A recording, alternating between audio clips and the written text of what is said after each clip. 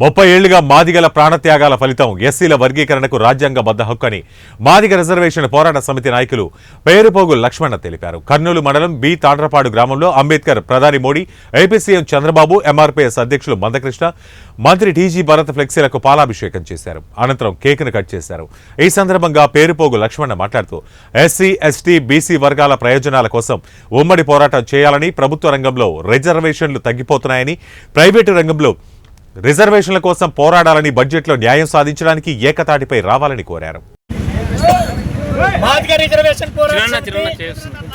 మందకృష్ణ మాదిగారి నాయకత్వంలో 1904 ఈ రోజుకి మరి 30 సంవత్సరాలు గడిచింది. ఈ 30 సంవత్సరాల మహోత్తర ఉద్యమం, మరి ఈ ఉద్యమానికి శ్రీకారం చుట్టినటువంటి మందకృష్ణ మాదిగ గారు, ఆయన నాయకత్వంలో మేమంతా కూడా మరి ఎంతో కృషి చేసి ఆయన ఇచ్చేటటువంటి పిలుపుని అందుకొని ప్రతి పిలుపుని మరి హైదరాబాద్ పిలుపునిచ్చినా, మరి ఆంధ్రలో ఎక్కడ పిలుపునిచ్చినా కూడా మరి దాన్ని సక్సెస్ చేస్తూ ఎంతో శ్రమలు తీసుకొని లాఠీ దెబ్బలు సైతం మేము లెక్క చేయక, జైల్లో సైతం లెక్క చేయక ఎన్నో మిలిటెంట్ ఉద్యమాలకు కూడా మరి చేసి ఎన్నోసార్లు జైళ్ళకి వెళ్ళొచ్చాం. మరి మాకన్నా ఎక్కువగా ఎంతో మంది ఆహుతై మాకు వర్గీకరణ జరగాలి, మా జాతి లక్ష్యం నెరవేరాలి, మా బిడ్డలకు అంబేద్కర్ గారు ఇచ్చినటువంటి రిజర్వేషన్ల ఫలాలు ఈ 59 కులాలకు, ఉప కులాలకు అన్నిటికీ కూడా సామాజిక న్యాయం జరిగే విధంగా అందరికీ రిజర్వేషన్ల ఫలాలు అందాలని చెప్పేసి ఆహుతి చేసుకొని, అంటించుకొని, తగలేసుకొని మరి ఎంతోమంది మరి ఆత్మహత్యలు చేసుకొని ఈ జాతి కోసం అమరులైనారు. వారి యొక్క ఆశయం నెరవేరిందని చెప్పేసి మేము ఈరోజు గర్వంగా చెప్తున్నాం. ఈ యొక్క విజయాన్ని వారికే అంకితం చేస్తున్నాం.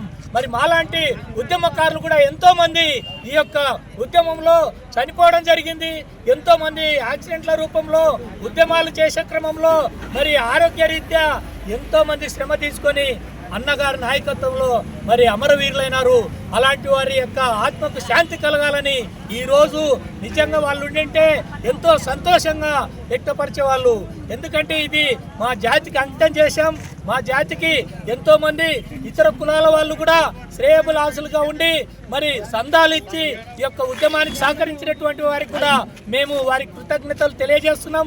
మరి అంతేకాకుండా మరి గతం నుంచి మరి ఎన్నో పోరాటాలు చేసే క్రమంలో గతంలో చంద్రబాబు నాయుడు గారు కూడా మాకు వర్గీకరణ 4 సంవత్సరాలు అమలు చేశారు. ఆయనకు కూడా కృతజ్ఞతలు తెలియజేస్తున్నాం. మరి అది మాలల సోదరులు కొందరు కుయుక్తులు చెంది మాకు హరాస్మెంట్ చేస్తూ కోర్టులో కేసి దాన్ని జీవోని రద్దు చేయడం జరిగింది. అయినప్పటికీ మరో పోరాటం చేస్తూ